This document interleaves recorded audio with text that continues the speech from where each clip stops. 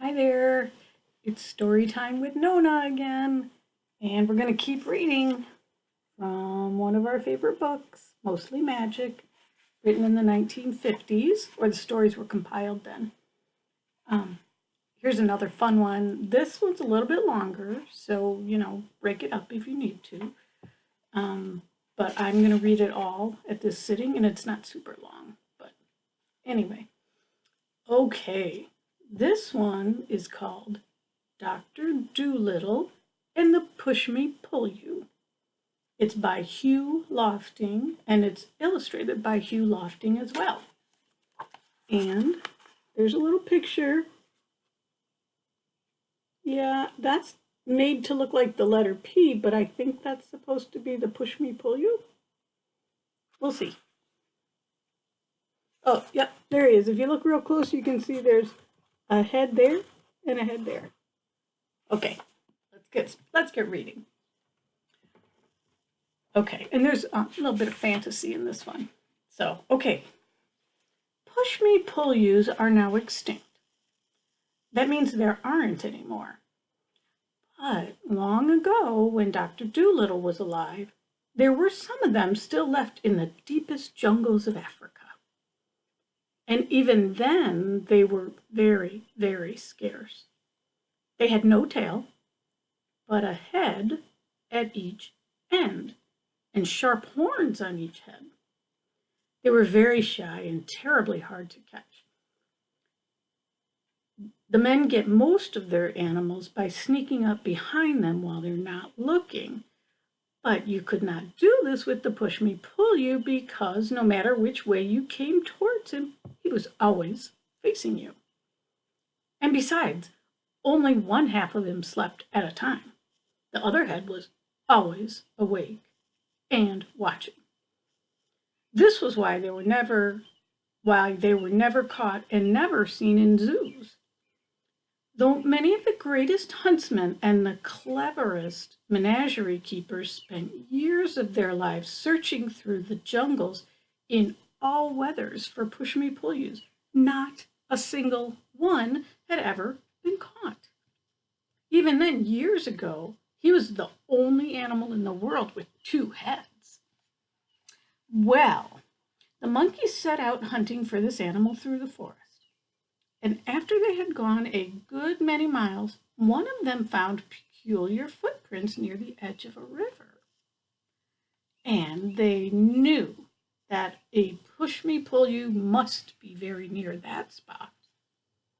They went along the bank of the river a little way, and they saw a place where grass was high and thick, and they guessed that he was in there. So they all joined hands and made a great circle around the high grass. The Pushmi Pullyu heard them coming, and he tried hard to break through the ring of monkeys, but he couldn't do it. When he saw that it was no use trying to escape, he sat down and waited to see what they wanted.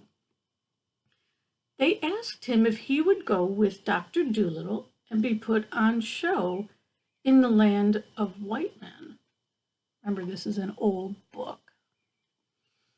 But he shook both his heads and said, "Certainly not." They explained to him that he would not be shut up in a menagerie, but would just be looked at. They told him that the doctor was a very kind man, hadn't any money, and people would pay to see a two-headed animal, and the doctor would get rich and could pay for the boat he had borrowed to come to Africa in. But he answered, "No, you know how shy I am. I hate being stared at." And he almost began to cry. Then for 3 days, they tried to persuade him.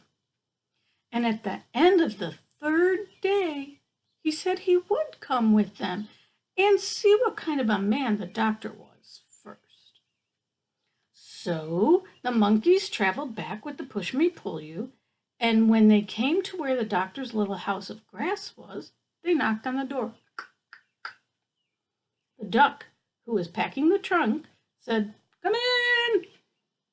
And Chi-Chi very proudly took the animal inside and showed him to the doctor. Oh, and here's the picture. So Chi-Chi is the monkey. So there's Chi-Chi the monkey. And that is the Pushmi Pullyu. See, no tail, just two heads and horns on each head. And there's Dr. Dolittle. Oh, and that must be the duck who yelled, "Come in." Okay. What in the world is it? Asked John Dolittle, gazing at the strange creature. "Lord save us," cried the duck. "How does it make up its mind?" "It doesn't look to me as though it had any," said Jip, the dog. "This, doctor," said Chi-Chi, "is the Pushmi Pullyu, the rarest animal of the African jungles, the only two-headed beast in the world. Take him home with you and your fortune's made. People will pay any money to see him." "But I don't want any money," said the doctor. "Yes, you do," said Dab-Dab the duck. "Don't you remember how we had to pinch and scrape to pay the butcher's bill in Puddleby? And how are you going to get the sailor the new boat you spoke of, unless we have money to buy it?" "I was going to make him one," said the doctor. "Oh, do be sensible," cried Dab-Dab. "Where would you get all the wood and the nails to make one with? And besides, what are we going to live on? We should be poorer than ever when we get back. Chi-Chi's perfectly right. Take the funny-looking thing along, do." "Well, perhaps there is something in what you say," murmured the doctor. "It certainly would make a nice new kind of pet, but does the, what do you call it, really want to go abroad?" "Yes, I'll go," said the Pushmi Pullyu, who saw at once from the doctor's face that he was a man to be trusted. "You have been so kind to the animals here, and the monkeys tell me that I am the only one who will do. But you must promise me that if I do not like it in the land of the white men, you will send me back." "Why, certainly, of course," said the doctor. Excuse me, surely you are related to the deer family, are you not?" "Yes," said Pushmi Pullyu, "to the Abyssinian gazelles and the Asiatic chamois, on my mother's side. My father's great-grandfather was the last of the unicorns." "Most interesting," murmured the doctor, and he took a book out of the trunk which Dab-Dab was packing and began turning the pages. "Let's see if Buffon says anything." "I notice," said the duck, "that you only talk with one of your mouths. Can't the other head talk as well?" "Oh, yes," said the Pushmi Pullyu, "but I keep the other mouth for eating mostly. In that way I can talk to people while I'm eating without being rude. Our people have always been polite."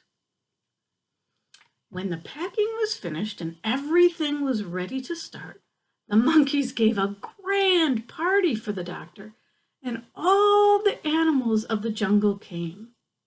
And they had pineapples and mangoes and honey and all sorts of good things to eat and drink. After they had all finished eating, the doctor got up and said, "My friends, I am not clever at speaking long words after dinner like some men. I have just eaten many fruits and much honey, but I wish to tell you that I am very sad at leaving your beautiful country. Because I have things to do in the land of the white men, I must go.